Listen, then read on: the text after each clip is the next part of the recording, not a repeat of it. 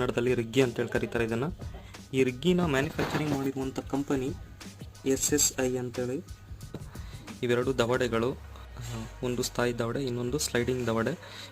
ಇದು ಸ್ಲೈಡ್ ಆಗುತ್ತೆ, ಇದು ಹಿಂದ್ಗಡೆ ಮುಂದ್ಗಡೆ ಈ ಥರ ಸ್ಲೈಡ್ ಆಗುತ್ತೆ. ಈ ಬೇಸ್ ಪ್ಲೇಟ್ ಮೇಲೆ ಸ್ಲೈಡ್ ಆಗುತ್ತೆ. ವುಡ್ ಪೀಸ್ನ ಸೈಜ್ಗೆ ತಕ್ಕಂತೆ ನಾವು ಈ ದವಡೆಗಳನ್ನ ಅಡ್ಜಸ್ಟ್ ಮಾಡಿಕೊಂಡು ವರ್ಕ್ ಮಾಡೋದು. ಇದು ಹ್ಯಾಂಡ್ಲು, ಇದು ಸ್ಕ್ರೂ, ಈ ಉಪಕರಣದ ಹೆಸರು ಬಗಸ್ಕೋಲು ಅಂತಲೂ ಕರೀತಾರೆ, ಬಗಸೆ ಕೋಲು ಅಂತಲೂ ಕರೀತಾರೆ, ಮತ್ತು ಬಗಸ್ಕೋಲು ಅಂತ ಕರೀತಾರೆ.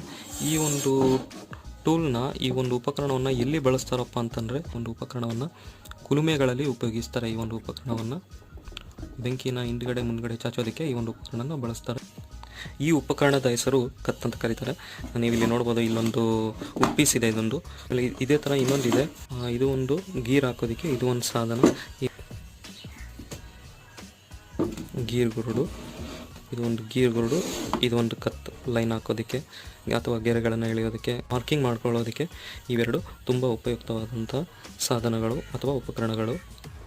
ಆ್ಯಂಡ್ ಇದು ಗೊತ್ತಲ್ವ ನಿಮಗೆ, ಪೆನ್ಸಿಲ್. ಇದು ಯಾವುದಪ್ಪ ಅಂದರೆ Apsara drawing 702 2B pencil.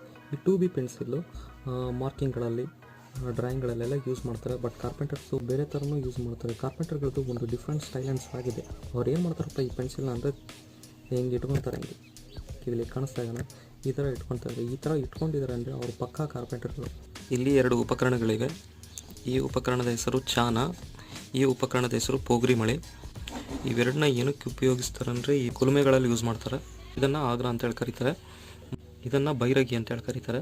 Bairagi ಅಥವಾ ಇಡಿಸೆಳ್ಳು ಈ ಥರ ಕರೀತಾರೆ.